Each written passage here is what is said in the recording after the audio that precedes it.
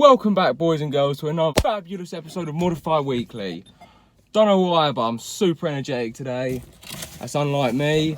Haven't even got a special mod to do or anything. But yeah, so the plan today, I was going to go record some 0 to 60 times and all that good stuff of what my car can actually do for now before the turbo kit goes on it. And as you would know, if you've been following the channel, my car is unmapped. It's running 208.3 brake horsepower. If I got it mapped, it would probably see about 240 horsepower with the Group M, the RBC, all that good stuff. The JDM manifold, 2.75 inch catback, all that good stuff. But yeah, I decided not to get it mapped for the price that it cost, the amount of money I've thrown into this car for NA. So I just bought a turbo kit and we'll get some proper power out of it. So yeah, oh yeah, swaying away from the subject. I was going to do some 0 to 60 times, some running times and all that, see what time I could get. The EP3 is 6.4 seconds 0 to 60 on Parkers and 6.7, I believe, on Auto Trader. But I molested my knock sensor. I don't know whether it was when doing the turbo kit or doing the clutch install or something like that. But yeah, I've got a engine management light up for knock sensor. The car's running not 100%, so I'm not exactly happy hacking it because I don't want it to mess up the fueling or something while we're up top end, and I don't want to damage anything. So that won't be happening today, which is mildly depressing because that would have been a very interesting video. I've never done a 0 to 60 run in this car. I've got an OBD sensor that I can connect to the phone, and that can read 0 to 60 times accurately for me as well instead of just filming it. So I've got everything needed for it, but I just don't want to damage anything. Oh mate, it is absolutely boiling today as well. Got my windows shut because I don't sound like an absolute paedophile sitting in here talking to myself. But today we are fitting a nice Cody deep dish steering wheel. It's suede because obviously suede is the best looking steering wheel.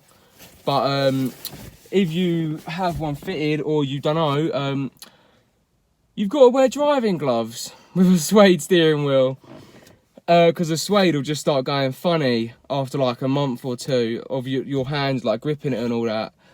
So I'm just going to look like a complete weirdo with my like special gloves on, driving my little Honda around. But yeah, that's what we're going to do today. Get that in and yeah, just not send it because I've got a fuck knock sensor. So yeah, the first step is to remove the battery because we don't want to mess up the airbag or anything, and we'll get the steering wheel off. It's a pretty simple task. I've already done it before, so yeah, let's get started with removing the battery. I'm not going to record it because you don't need to see it really. You just remove the negative, then positive, take the battery out, and that's it. Done, dusted. Let's do that. Right, so I didn't really know what angle to put this at, so it's at a bit of a funny angle. Right, so the first thing you want to do when removing your steering wheel is get your little removal tool, and there is 2 little catches on the sides of the steering wheel. One there on the left hand side, and then little one there on the right hand side. That's that, and then now you can get to your airbag connection.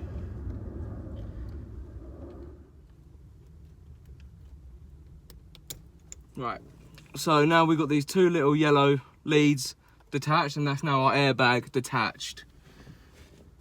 And once you've got your airbag out, there's 2 hex head screws in each side holding your airbag in place. So we'll get so this bit is a T. I can't even see what it is because it's so rusty, so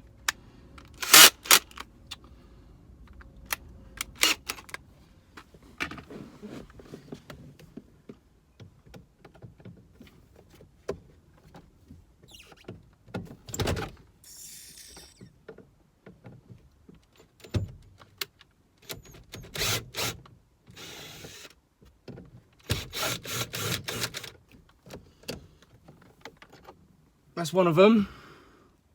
They're little hex head screws.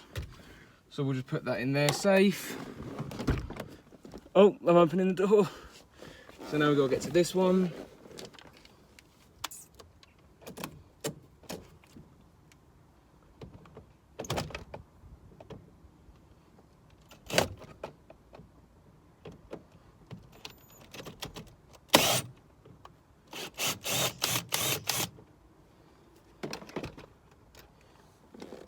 And that's the second one out. So now, we can just lift the airbag out, unplug all of this goodness.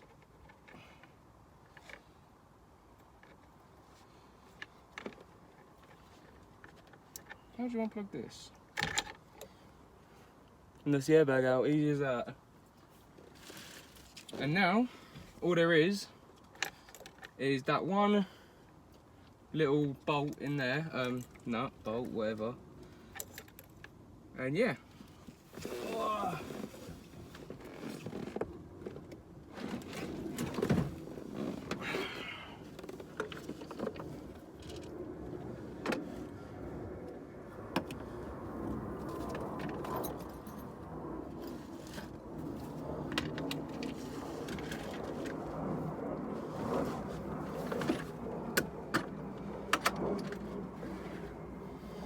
What size are we? Bigger. Bigger. Maybe one smaller? Nope, we are a 19mm socket for the steering wheel.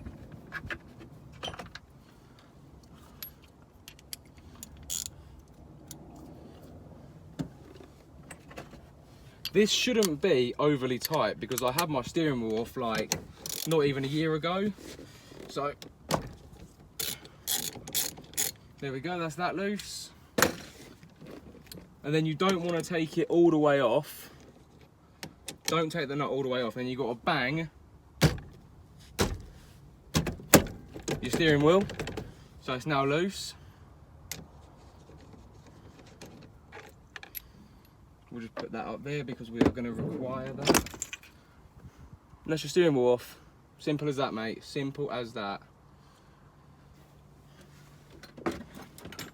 I'm not entirely sure as to what to do with this.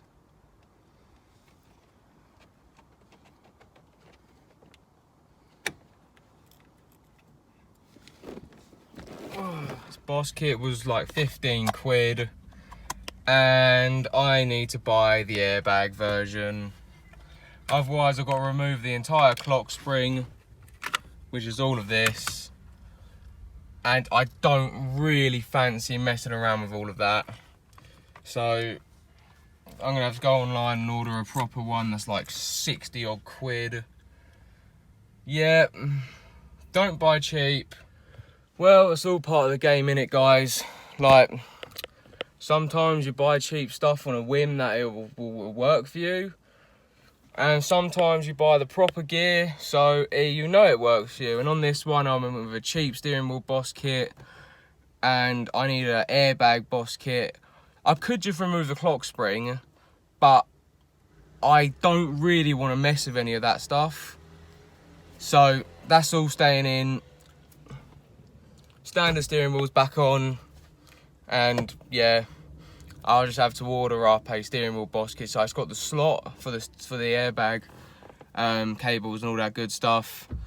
Yeah, I'm well disappointed. Like, I really wanted to get that on today, but shit happens sometimes, doesn't it? So I'll get an airbag boss kit and then it'll be going on 100%. So yeah, dislike this video if you want. It's pissed me off, so I'll see you next time. See you later.